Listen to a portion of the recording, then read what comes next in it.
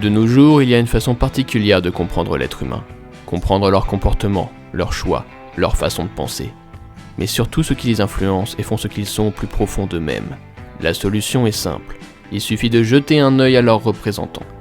Allumez la télévision, zappez sur une chaîne d'information et vous constaterez les politiciens que votre pays écoute le plus, les faits divers déprimants et glauques auxquels vos voisins s'intéressent, ou encore les présentateurs d'émissions abrutissantes qui ont pourtant un succès astronomique aberrant. Lancez YouTube, Twitch ou TikTok, vous verrez les célébrités que les spectateurs suivent le plus. Des personnes souvent superficielles, du divertissement simple d'esprit, des bouffons qui se mettent en spectacle, tous probablement idolâtrés par vos enfants et adolescents. Le point commun entre toutes ces œuvres, c'est que les médias contrôlent la façon d'être d'une société. Certes, je me suis permis de faire des généralités, toutes nos têtes d'affiches populaires ne sont pas des pourris. Enfin, qu'est-ce qu'on en sait finalement? Mais il y a une série qui représente très bien ces propos.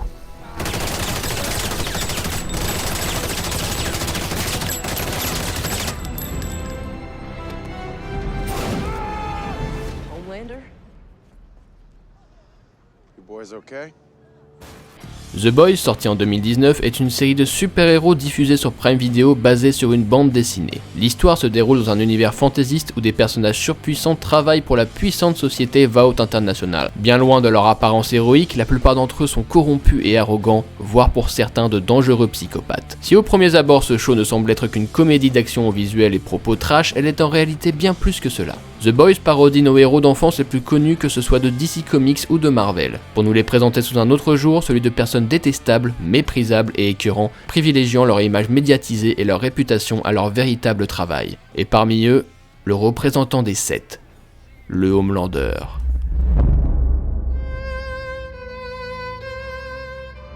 Du point de vue du public, le Homelander, dit le protecteur en français, est un Superman à l'image boy scout fort, patriote, généreux. Il est le reflet cliché d'un super-héros américain parfait des années passées. C'est quand on retourne le livre qu'on en découvre son véritable intérêt. Il est en réalité un être abject, cruel, orgueilleux, mesquin, possessif, vicieux, effrayant, d'une telle puissance que personne ne peut l'égaler. Et il en joue sans vergogne.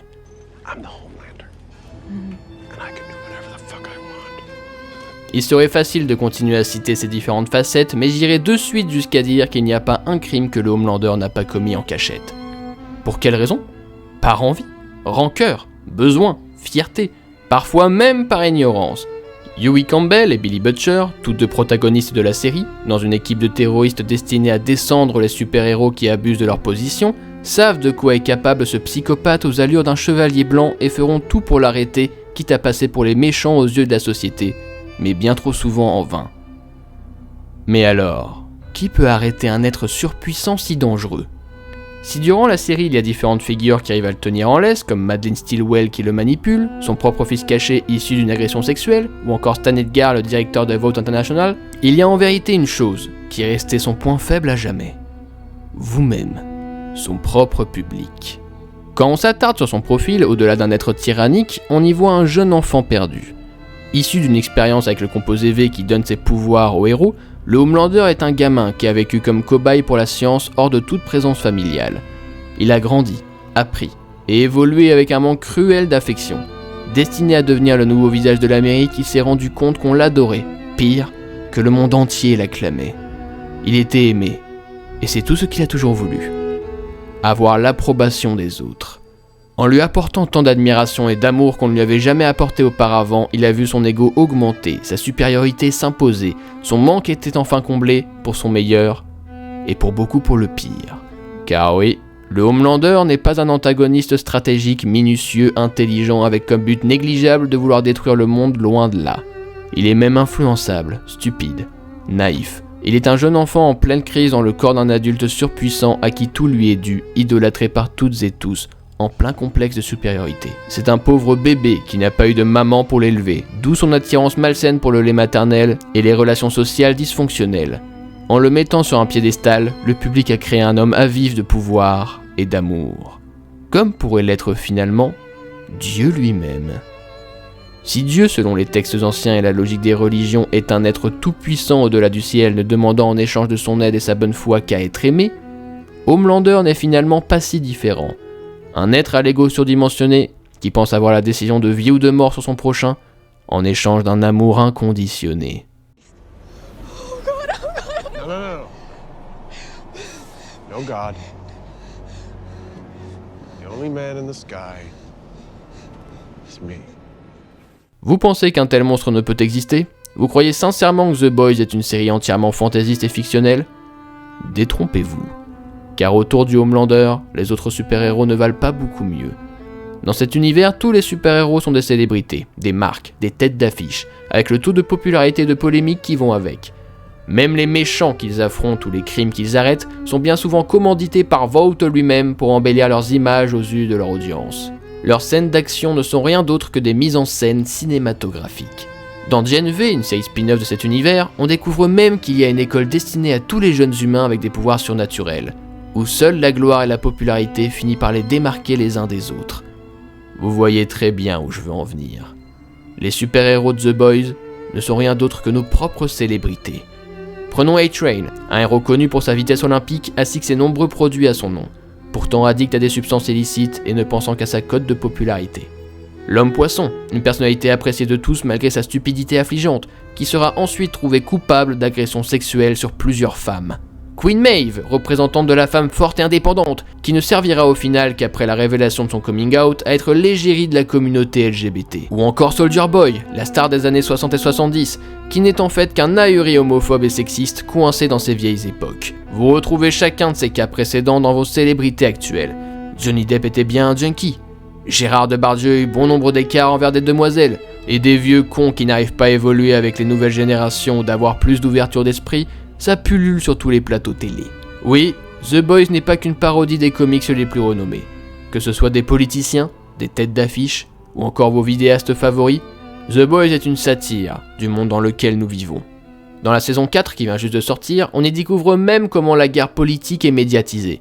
Le protecteur en image de façade pour l'extrême droite et Starlight pour la gauche ainsi que l'égalité. Pourtant, l'un comme l'autre, alors qu'ils ne sont à la base que de simples stars de la télévision, ils se retrouvent à se servir de leur notoriété pour influencer le peuple américain, à la manière d'un Thibaut InShape contre Squeezie pour les européennes. Finalement, si nous faisons face aux faits, The Boys ne fait que nous prouver ce que seraient des Avengers dans notre réalité. En ce qui concerne le Homelander, peut-être n'est-il pas si incompréhensible qu'on pourrait le croire. Là où tous ces clowns de cirque ont eu leur chance, ils ont quand même décidé de sombrer dans le vice et dans les choix pathétiques d'une vie dictée par l'audimat et les réseaux sociaux. Le Homelander, lui, n'a jamais eu le choix. Il est un produit fabriqué depuis son plus jeune âge par Vought International lui-même. Il a été créé pour vous. Il sourit pour vous. Il joue pour vous. Et il ne demande en échange qu'un peu de votre affection et de votre approbation. You people should be thanking Christ that I am who and what I am because you need me. You need me to save you. You do. Peut-être que comme lui, nous rêvons de sa puissance. Et peut-être que nous aurions aussi fait bon nombre d'erreurs si nous avions été à sa place. Réfléchissez. N'envions-nous pas tous une telle puissance ?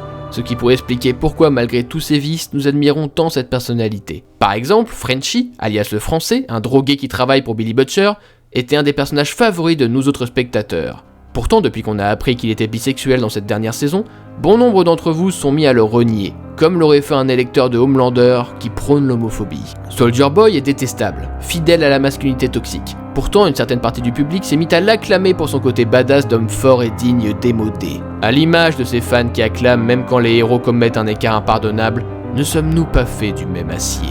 Et oui, nous sommes loin d'être opposés au peuple américain de cette série.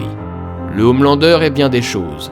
Un enfant poégaté capricieux, un dieu tout-puissant, une star du grand public, mais il est avant tout un être satirique qui représente tout ce qui ne va pas dans nos médias actuels.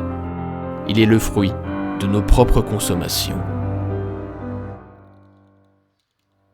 Vous vous identifiez aux héros, mais peut-être sont-ils déjà comme vous, de simples pêcheurs. Le Homelander s'est glissé dans les antagonistes de séries les plus populaires de ces 20 dernières années.